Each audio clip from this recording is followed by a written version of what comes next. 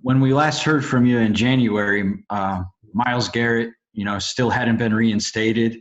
How is your relationship evolving with him? And can you give us any sense for his mindset right now?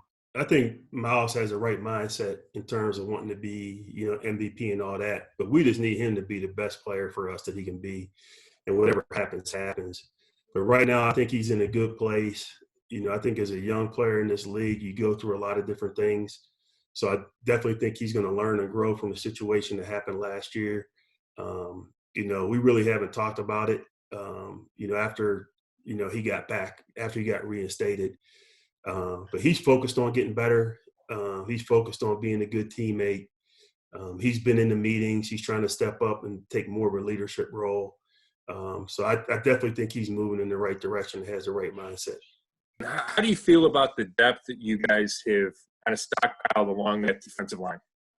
I feel really good about it. Obviously with Myles, Olivier Vernon, Sheldon Richardson, the guys we have, Larry, the guys we added in the draft, Billings and free agency. I feel really good. I've been part of teams, going back to Denver and San Francisco where everything started up front.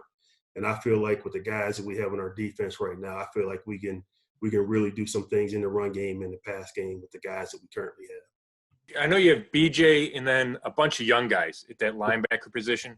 So I'm curious, how do you see it kind of playing? What's your vision for that position and who fits where in your scheme? That's a good question.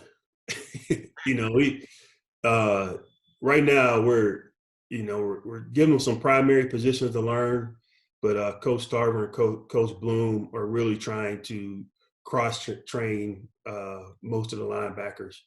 It's just going to be a situation once we get on the field and we start running our defense. It's going to be how well they fit it, a specific position. Are they capable of making plays based on the scheme?